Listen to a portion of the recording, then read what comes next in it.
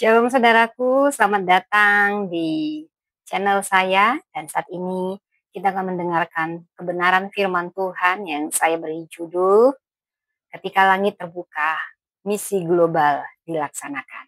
Baik saudara, sebelum kita berdoa, saya mau saya memberi satu pantun memulai khotbah saya ini.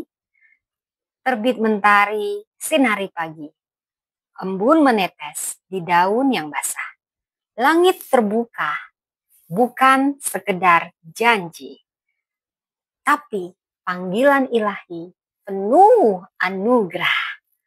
Mentari pagi menembus mega, menyentuh bumi dengan sinar cahaya. Langit terbuka, bukan sekedar peristiwa, tetapi panggilan Tuhan bagi dunia bekerja. Embun bening di pucuk cemara. Angin lembut membawa damai sentosa. Yesus naik bukan menghilang semata, melainkan mengutus kita penuh kuasa. Haleluya, haleluya saudara. Baik, sebelum kita mendengarkan firman Tuhan, saya harap Anda tadi sudah pada siap ya untuk mendengar firman Tuhan. Mari kita berdoa. Terima kasih Tuhan, terima kasih Yesus, terima kasih untuk anugerah-Mu. Bapa di surga, dengan hati yang tertunduk, dengan penuh kerendahan hati, dan jiwa yang haus kami datang ke hadirat-Mu. Kami mohon Tuhan, sucikan ruangan ini dengan kehadiran-Mu. Sucikan hati kami, agar menjadi tanah yang subur, tempat firman-Mu dapat bertumbuh dan berbuah. Hamba-Mu yang akan menyampaikan firman-Mu, beri hamba hikmat, beri hamba otoritas wibawa ilahi, kepekaan, untuk hanya memberitakan kebenaran firman-Mu. Sembunyikan hamba di balik kuasa salib-Mu, biar jangan ada kemegahan manusia yang tampak, tetapi biarlah hanya kemuliaan-Mu yang bersinar. Kiranya setiap kata yang terucap lahir dari nafas Roh Kudus yang menegur, mengoreksi, mendewasakan, menghibur, membangkitkan iman kami. Bungkus kami semua di pemberitaan firman-Mu, bahkan terjadi mujizat saat firman ini diberitakan, yang sakit disembuhkan, yang berbeban berat mendapatkan kelegaan. Dalam kuasa darah Yesus, agar tidak ada kuasa lain yang bekerja selain kuasa kasih dan kebenaran Allah sendiri. Biarlah hanya nama Tuhan yang ditinggikan, dan kami semua siap mendengar seperti Maria yang duduk di dekat kaki-Mu. Dalam nama Yesus Sang Firman yang hidup kami berdoa. Amin, saudaraku. Baik saudaraku, saya mau tanya. Hari ini kita akan merenungkan sebuah momen yang sangat penting dalam sejarah iman kita, yaitu peristiwa kenaikan Tuhan Yesus. Mungkin tiap tahun momen ini akan diulang, bagaimana dia naik ke surga, tapi hari ini saya ingin memandangnya lebih dari sekedar Yesus pergi atau naik ke atas. Kita akan melihat bahwasanya ketika langit itu terbuka, itu bukan hanya tentang dia yang naik, saudara, tetapi kita yang dipanggil. Jadi saya mau memberi judul Ketika Langit Terbuka, Misi Global Dimulai. Saudara, saya harus menjelaskan ya, kita akan baca dari Kisah Rasul 1 ya, ayat 6. Ya, Kisah Rasul 1 ayat 6. Sebentar ya saudara ya, saya buka dulu Alkitab ya. Kisah Para Rasul 1 ya.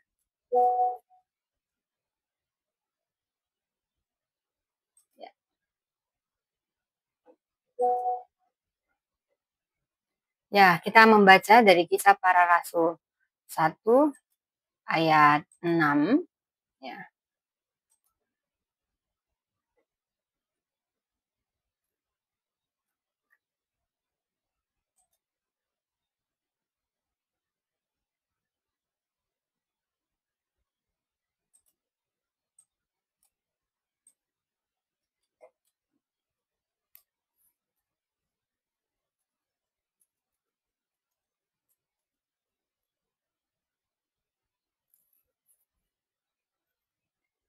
Kita baca dari Kisah Para Rasul 1 ayat 6 sampai dengan ayat yang ke-11 ya, Bapak Ibu ya. Nah, maka bertanyalah mereka yang berkumpul di situ, Tuhan, maukah Engkau pada masa ini memulihkan kerajaan bagi Israel? Jawabnya, engkau tidak perlu mengetahui masa dan waktu yang ditetapkan Bapa sendiri menurut kuasanya. Tetapi kamu akan menerima kuasa kalau Roh Kudus turun ke atas kamu, dan kamu akan menjadi saksiku di Yerusalem dan di seluruh Yudea dan Samaria dan sampai ke ujung bumi. Sesudah ia mengatakan demikian dan sampai ke ujung bumi, terangkatlah ia disaksikan oleh mereka, dan awan menutupnya dari pandangan mereka.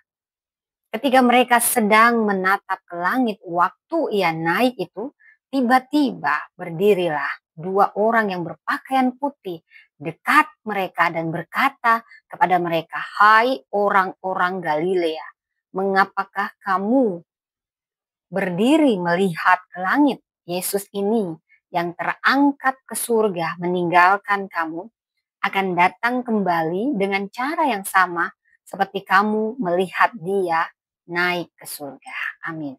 Demikianlah firman Tuhan yang sangat memberkati. Saya yakin saudara, ini momen yang sangat penting saudara.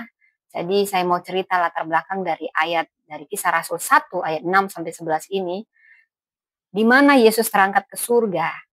Bila lokasinya berdasarkan sejarah ini lokasi yang sangat sakral, yaitu di sekitar Bukit Zaitun, di dekat Yerusalem.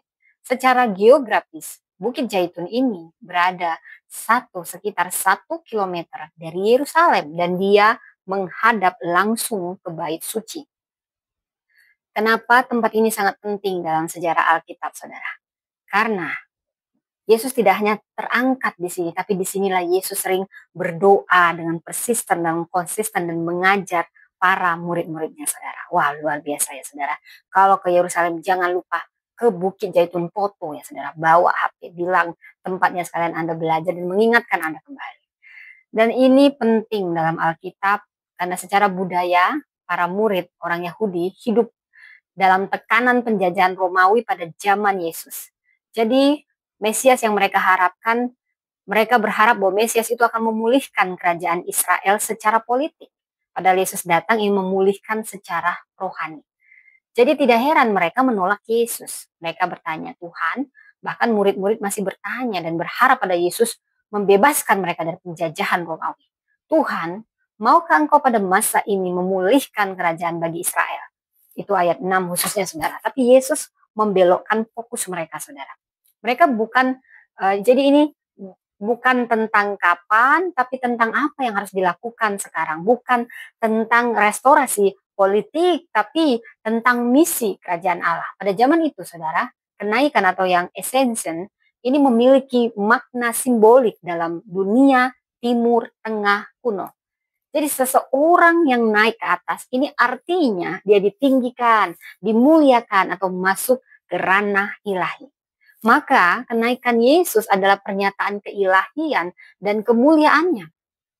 Jadi kita membaca dari Kisah Rasul yang sebenarnya, saudara, saya ingin memberitahu, kitab Kisah Para Rasul ini ditulis oleh Lukas. Lukas adalah tabib dan dia juga penulis Injil Lukas. Jadi bisa dikatakan Kisah Para Rasul adalah lanjutan dari Injil Lukas. Dia menulis sebagai kelanjutan dari Injilnya, dan Kisah Para Rasul menjadi catatan sejarah tentang pertumbuhan gereja mula-mula dan karya Roh Kudus. Saudara, perikop ini juga menggambarkan momen transisi. Kenapa saya katakan? Jadi ini momen transisi surgawi dan mandat misi yang sangat mendalam. Murid-murid bertanya kepada Yesus, Tuhan, maukah engkau pada masa ini memulihkan kerajaan bagi Israel? Ayat 6. Pertanyaan ini menunjukkan harapan mereka akan pemulihan politik dan nasionalisme. Jadi cara pandangnya beda dengan Yesus. Namun Yesus tidak menjawab sesuai ekspektasi mereka. Ini tidak menjanjikan waktu, melainkan mengalihkan fokus mereka kepada tugas yang lebih besar. Bukan soal kapan kerajaan dipulihkan, melainkan siapa yang dipakai untuk menyatakan kerajaan itu. Saudara, Yesus berkata, tetapi kamu akan menerima kuasa kalau Roh Kudus turun ke atas kamu dan kamu akan menjadi saksiku. Ayat 8, saudara. Inilah pusat dari perikop ini, peralihan dan penantian, perutusan dari peralihan dari penantian menjadi perutusan, dari menatap ke langit, sampai dia mungkin membelah gini, saudara, akhirnya jadinya bergerak di bumi ini, saudara. Setelah berkata demikian, Yesus terangkat ke surga dan awan menyembunyikannya dari pandangan mereka. Ditekankan di ayat 9. Saya bisa bayangkan murid-muridnya masih terpana, mungkin mulutnya sampai terbuka gitu karena bisa melihat isi surga, ada emasnya. Wow, gak ada apa-apanya dibanding dunia ini gitu ya, saudara ya. Jadi tiba-tiba ada dua malaikat ya. Nah, dan menegur dengan bertanya, "Hei, orang-orang Galilea, kenapa kamu berdiri melihat ke langit?" Nah, mungkin begini, begitu saudara ya. Ya, ini teguran ya. Ini adalah panggilan untuk bergerak. Ini bukan hanya untuk para murid saat itu, ini sekarang untuk Anda. Siapapun kita semua dipanggil untuk bergerak, bukan membeku. Panggilan untuk kembali ke dunia, karena langit telah berbicara, kamu diutus. Mereka pun kembali ke Yerusalem dan bertekun dalam doa, khususnya ayat 12-14. Ini mempersiapkan diri menyambut janji Roh Kudus, saudara. Sementara di ayat 15-16 ini memperkenalkan kepemimpinan Petrus dan penggenapan nubuat tentang Yudas. Ini juga menandai langkah awal gereja dalam merespon panggilan surgawi. Saudara, Yesus tidak memulihkan kerajaan sesuai harapan mereka.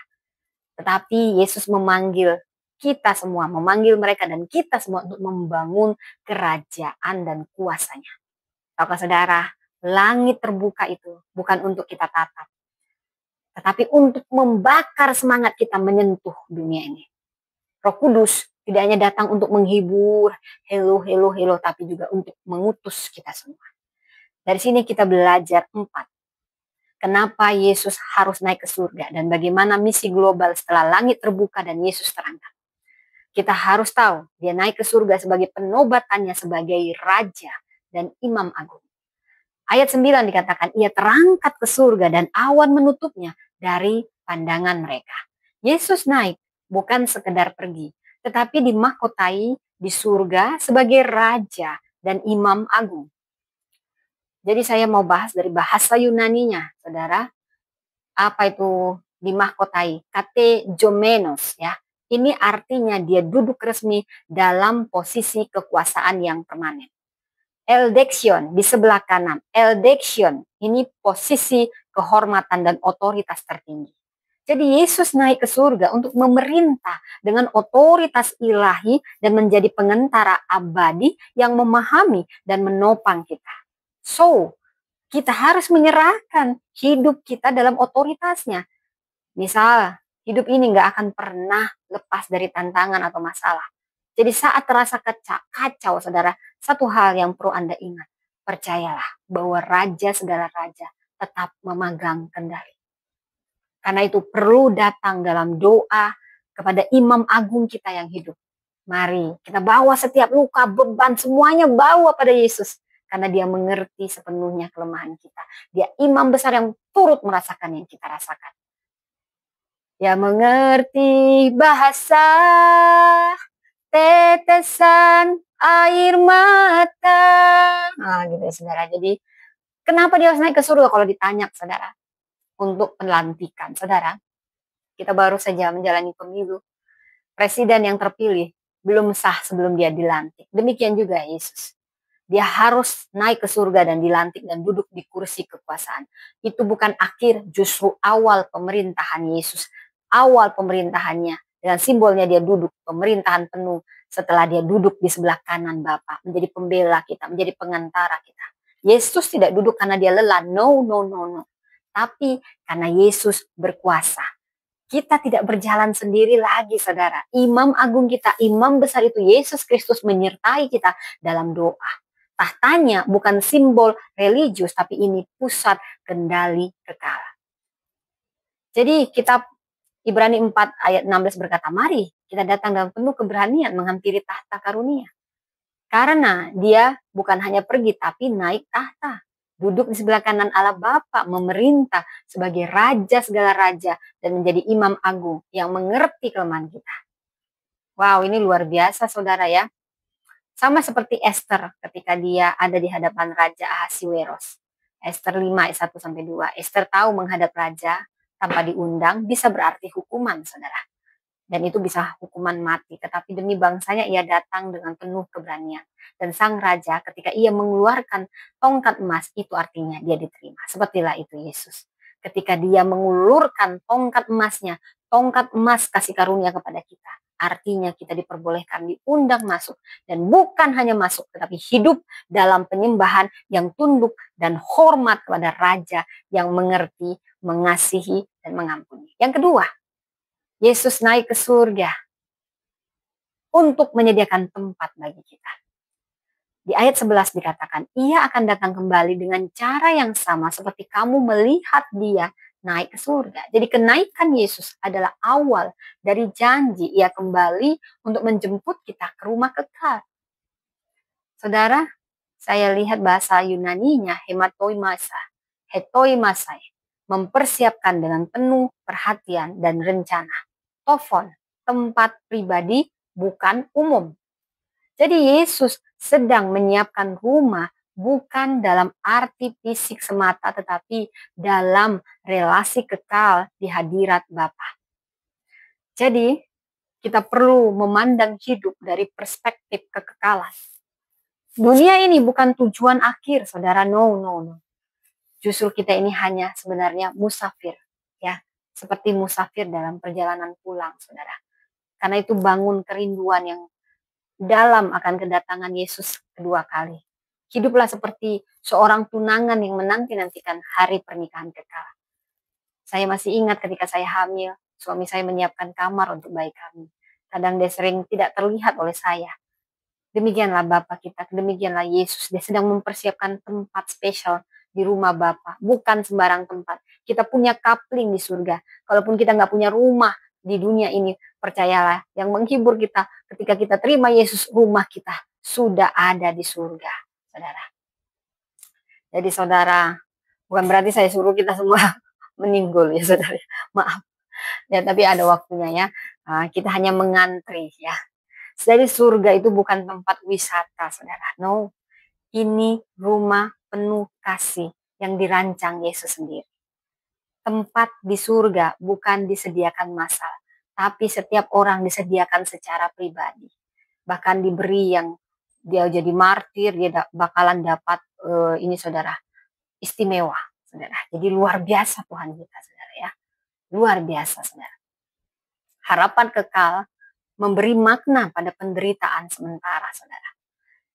Jadi kalau kita ingat dari Yohanes 14 ayat 2 dikatakan, di rumah Bapakku banyak tempat tinggal, aku pergi ke situ untuk menyediakan tempat bagimu. Yesus tidak hanya meninggalkan dunia, tetapi mendahului kita untuk menyiapkan rumah kekal. Hidup ini hanya perjalanan yang singkat menuju tempat yang sudah dijanjikan. Saya masih ingat bagaimana ayah saya menyiapkan tempat buat kakak saya untuk kuliah. Dia lebih dulu pergi untuk menyediakan, karena jauh dari rumah, dia menyediakan tempat kos-kosan buat kakak saya yang pertama. Bayangkan seorang ayah bekerja di kota lain, dia membeli rumah dan menata semuanya lebih dulu sebelum anak istrinya datang.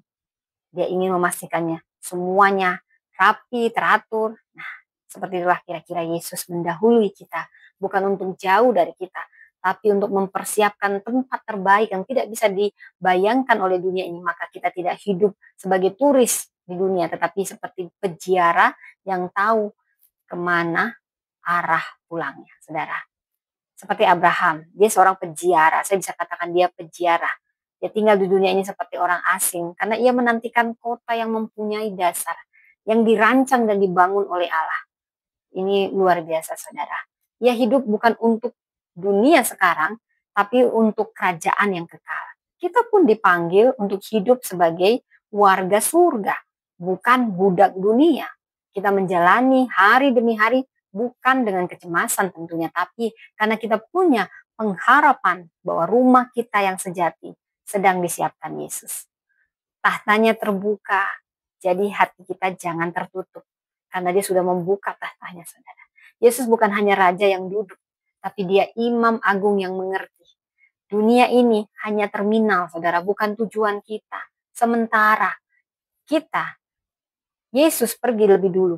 Bukan untuk meninggalkan kita, tetapi menyiapkan tempat bagi kita. Hidup ini bukan tentang menetap, tapi tentang melangkah pulang. Yang ketiga, Yesus langit terbuka itu untuk penggenapan janji akan Roh Kudus. Dikatakan di ayat 8, ini bisa menjadi ayat hafalan. Tetapi kamu akan menerima kuasa kalau Roh Kudus turun ke atas kamu. Yesus naik supaya Roh Kudus turun dan memampukan kita menjalani hidup dalam kuasanya. Saudara, bila kita membaca dari bahasa Yunani, Parakletos, ini pribadi yang dipanggil untuk menyertai, menghibur, membela seperti pengacara atau mentor resmi, ya saudara. Jadi saudara, tanpa kenaikan maka tidak akan ada yang namanya pencurahan Roh Kudus. Roh Kudus bukan pengganti yang lebih rendah, no, tapi pribadi sendiri, pribadi Allah sendiri yang akan tinggal dalam diri kita masing-masing. Karena itu, sebagai orang Kristen kita perlu mengandalkan kuasa Roh Kudus, bukan kekuatan sendiri. Jangan pikul kehidupan rohani sendiri. Biarkan Roh Kudus memimpin dan menguatkan. Kepekaan kita terhadap suara Roh dalam tiap keputusan, dalam relasi, dalam pekerjaan, bahkan pelayanan, kita mendengarkan suaranya. Saudara, saya masih ingat ya, saya pernah punya teman CEO ya, tapi dia ketika dia harus pergi untuk tugas yang lain, maka dia akan memberi CEO pengganti, penasehat terbaik ya, untuk menuntun timnya menjalankan misi perusahaan. Demikianlah Yesus, dia mengutus Roh Kudus sebagai penasehat dan penguat utama kita. Roh Kudus itu bukan cadangan, tapi itu kekuatan utama hidup orang Kristen. Yesus naik agar kuasanya turun dalam hidup kita. Saudara, tanpa Roh Kudus kita hanya aktivis. Dengan Roh Kudus kita jadi utusan surgawi. Jadi ini menggenapi janji Roh Kudus dan kita akan menerima kuasa. Jadi kenaikan Yesus bukan perpisahan yang menyedihkan, ini justru pengalihan kuasa surgawi. Karena ia pergi, maka Roh Kudus datang. Tanpa Roh Kudus, gereja hanya organisasi. Tetapi dengan kuasa Roh Kudus, gereja menjadi organisme hidup yang menggerakkan dunia. Saudara, saya suka kemana-mana bawa power bank, saudara. Jadi kalau dalam mobil, saya tiba-tiba baterai HP-nya habis, maka saya pakai power bank. Ya, lumayan lah. Walau kadang bisa full, kadang nggak full gitu ya. Apalagi kalau dipakai ya. Tetapi beda kalau saya langsung colokin HP saya dengan sumber listrik permanen. Bayangkan kita punya HP canggih, banyak aplikasinya, kameranya bagus, tetapi tanpa baterai, semuanya tidak berguna. Kita bisa pakai power bank, tapi akan cepat habis. Saat seperti itulah kita itu seperti HP itu. Kalau kita dicolok langsung ke sumber listrik permanen yang gak habis-habis, kita akan terus menyala, kita akan terus kuat dan berfungsi maksimal. Beda kalau hanya dengan power bank. Demikian juga hidup kita, saudara. Tanpa Roh Kudus kita akan cepat lelah, iman kita naik turun, dan pelayanan pun kehilangan api. Tapi Roh Kudus adalah sumber listrik permanen yang mengalirkan kuasa surgawi setiap hari. Saudara, Petrus sebelum dan sesudah Pentakosta sangat berbeda. Sebelum, dia pernah menyangkal Yesus 3 kali. Memalukan sekali. Ngomongnya membual, tidak akan pernah tidak. Tapi dia 3 kali menyangkal Yesus karena takut pada saat Yesus disiksa. Bahkan dia takut pada hamba perempuan. Tetapi saudara, untung dia tidak bunuh diri seperti Yudas. Sebenarnya sama-sama pengkhianat, saudara. Tetapi Petrus ketika dipenuhi oleh Roh Kudus, dia berdiri di hadapan ribuan orang dan memberitakan Injil dengan kuasa yang powerful. Bayangkan, sekali dia berdiri, 3.000 orang bertobat. Wow, dahsyat. Yesus saja belum pernah, saudara. Bukan berarti Petrus lebih hebat dari Yesus, tapi begitulah karya Roh Kudus begitu besar, saudara. Saya yakin saudara, dan saya berdoa saat ini siapapun Anda yang penakut, yang gagap-gagap dalam berbicara. Saya yakin ketika Roh Kudus memenuhi Anda, Anda menjadi orang yang paling berani memberitakan Injil. Minta Roh Kudus itu bekerja pada Anda. Inilah yang membedakan Petrus yang dulu dan Petrus yang sekarang dipenuhi Roh Kudus, digerakkan Roh Kudus. Itu yang dijanjikan Yesus di Kisah Rasul 1 ayat 8. Roh Kudus bukan hanya untuk kita di hari Minggu, tapi kita bisa minta setiap hari, kita bisa ngobrol setiap hari, mau di rumah, di tempat kerja, di kamar mandi, di toilet, di pasar, di mana saja dia ada. Biarkan dia jadi navigator, bukan hanya penumpang dalam hidup kita. Jadi Yesus naik, maka Roh Kudus turun dan gereja bangkit. Kenaikan Yesus akan membuka langit, tapi pencurahan Roh Kudus ini yang akan menyalakan bumi, saudara. Kuasa surgawi tidak tinggal di awan, tapi diam dalam hati kita yang percaya. Dan yang keempat, permulaan misi global ini yang sekarang kita lakukan, saudara. Kamu akan menjadi saksiku sampai ke ujung bumi. Saudara, kenaikan Yesus ini bukan penutupan pelayanannya, no. Tapi ini justru pembukaan panggilan bagi gereja untuk bersaksi. Saya gali bahasa kata bersaksi. Martires, martires, martires. Saudara, saksi yang rela bersaksi bahkan hingga mati. Inilah akar kata dari para martir yang mati. Jadi saudara, setelah Yesus naik, ini giliran kita melanjutkan misinya. Gereja bukan penonton, tapi pelaku utama rencana Allah di dunia. Karena itu saudara, apa yang perlu kita lakukan? Untuk misi global ini, mulai bersaksi dari lingkungan terdekat, dari keluarga kita dulu, dari tetangga kita. Ini yang kita sebut Yerusalem, bagian yang terdekat, di sekolah, di mana saja. Ini sangat sederhana, gunakan talentamu, plafonmu sebagai alat misi, jadikan pekerjaan dan media sosial sebagai saluran kasih Kristus. Saudara, saya masih ingat seorang pendiri startup. Dia menyerahkan kepemimpinan pada generasi muda untuk meneruskan visi globalnya. Yesus mempercayakan gereja untuk membawa terangnya ke dunia, saudara. Kenaikan Yesus adalah permulaan panggilan kita. Kita bukan hanya pengikut, saudara, tapi pewaris misi kerajaan Allah. Injil tidak berhenti di Yerusalem, no. Dan tidak boleh berhenti di hidup kita. Yesus naik ke surga bukan menghilang, tapi meninggalkan warisan misi yang harus diteruskan. Jadi saksiku, jadi pergi, jadikan semua bangsa murid ini amanat agung, tugas kita semua. Saya masih ingat obor olimpiade, saudara. Dalam setiap olimpiade, ada satu tradisi penting, estafet obor. Obor api dinyalakan di Yunani dan dibawa oleh pelari yang terus-menerus berlari lintas negara. Sampai tiba di stadion utama. Disinilah tempat perayaan dimulai, saudara. Wow, jadi setiap pelari punya peran penting. Walau hanya membawa obor beberapa kilometer. Tanpa pelari utama, ya, tanpa ada pelari pertama, maka tidak ada yang kedua dan seterusnya. Sampai yang terakhir itu dimulai ada dari yang pertama. Yesuslah yang pertama memberi nyala api itu kepada para murid dan para murid kepada sampai kita semua para muridnya. Jadi saudara, begitulah misi Injil diteruskan, diwariskan. Yesus pelari pertama yang menyalakan api keselamatan. Kini maukah Anda menjadi pelari-pelari misinya? Bawa terang Injil itu ke tempat yang belum terjangkau, saudara. Di Papua sana banyak yang belum terjangkau. Ya, di Baduy, saudara, banyak sekali. Itulah misi Injil, saudara. Tidak ada tugas yang kecil. Karena setiap langkah mengarah pada kemuliaan Allah. Saya masih ingat kisah Paulus di Makedonia. Bila kita membaca dari Kisah Rasul 16 ayat 9-10, dibelokkan Tuhan rencananya. Saat Paulus melihat penglihatan di mana orang Makedonia berseru, datanglah, tolonglah kami. Ia langsung bangun. Dia diberi Tuhan penglihatan. Dan dia menjawab panggilan misi itu. Ia tidak menunggu, tidak menunda, dan tidak berdalih. Karena ia tahu panggilan untuk menjadi saksi bukan pilihan, tapi mandat surgawi. Bersaksi bukan pilihan Anda. Kita tidak punya pilihan. Itu mandat. Itu sesuatu yang harus kita kerjakan sebagai murid-murid Kristen.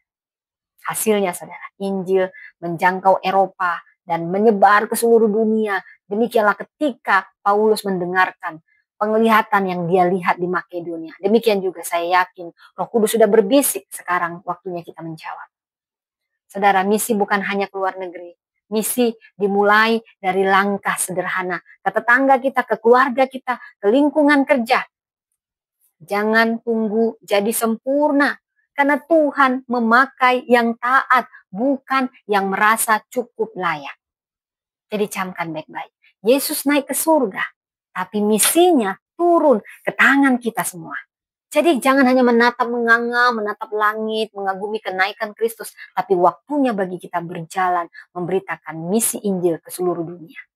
Kabar baiknya, kabar baik itu bukan untuk kita simpan, saudara, no, tapi untuk kita sebarkan.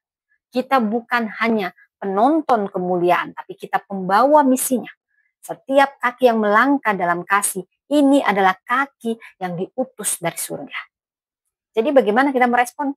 Pertama, kita menyembah Dia sebagai Raja dan Imam Agung kita. Nantikan rumah surgawi kita. Jalani hidup dalam kuasa Roh Kudus. Dan melangkahlah dalam misi ilahi. Tuhan Yesus akan datang kembali. Dengan cara yang sama seperti kita melihat Dia naik ke surga.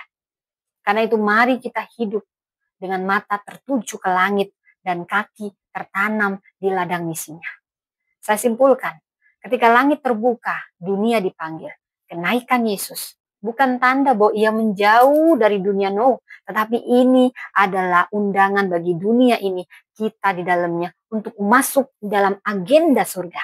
Saat langit terbuka dan Kristus terangkat, 4 tujuan ilahi dinyatakan untuk membentuk hidup orang percaya. Pertama, penobatan Kristus sebagai Raja dan Imam Agung kita. Yesus kini duduk di sebelah kanan Allah. Dia memerintah dalam kemuliaan dan menjadi pengantara yang setia. Maka marilah kita datang dengan iman dan hidup dalam penyembahan yang tunduk dan penuh hormat. Ibrani 4 ayat 16. Mari kita dengan penuh keberanian menghampiri tahta kasih karunia. Yang kedua, penyediaan tempat di rumah Bapa. Ia pergi untuk menyiapkan tempat bagi kita. Mari kita hidup bukan untuk dunia ini saja, saudara. Tetapi sebagai warga kerajaan surga, kita berjalan dengan pengharapan dan tujuan kekal. Yang ketiga, penggenapan janji Roh Kudus. Kenaikan ini membuka jalan bagi pencurahan Roh Kudus agar kita tidak berjalan sendiri, melainkan dalam kuasa, hikmat, dan penghiburan ilahi setiap hari. Kamu akan menerima kuasa. Inilah permulaan misi gereja ke seluruh dunia. Yesus yang terangkat ke surga, ini meninggalkan perintah yang jelas. Jadilah saksiku. Maka tidak ada panggilan yang terlalu kecil dan tidak ada tempat yang terlalu jauh. Matius 28 ayat 19 berkata, pergilah, jadikanlah semua bangsa muridku. Di Kisah Para Rasul 1 ayat 11 berkata, menegaskan bahwa Yesus akan datang kembali. Sebagaimana ia terangkat, maka jangan hanya menatap langit, melangkahlah ke dunia, membawa terang, membawa harapan dan kasih Kristus.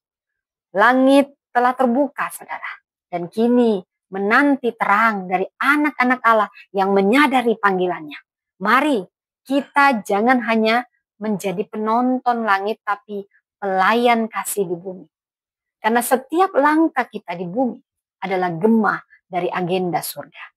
Kenaikan Tuhan Yesus bukan perpisahan, tapi ini justru peralihan dari karya Yesus yang terlihat menuju karya Roh Kudus yang nyata di dalam kita. Kita hidup dalam jembatan antara langit dan bumi, dipanggil, diperlengkapi, dan diutus. Jadi kenaikan Yesus membuka akses ke surga rohani, agar kita hidup dalam keberanian rohani. Kenaikan Yesus mengaktifkan misi di bumi agar kita berjalan dalam kuasa Roh Kudus. Gereja dipanggil menjembatani langit dan bumi menjadi satu saluran kasih dan kebenaran.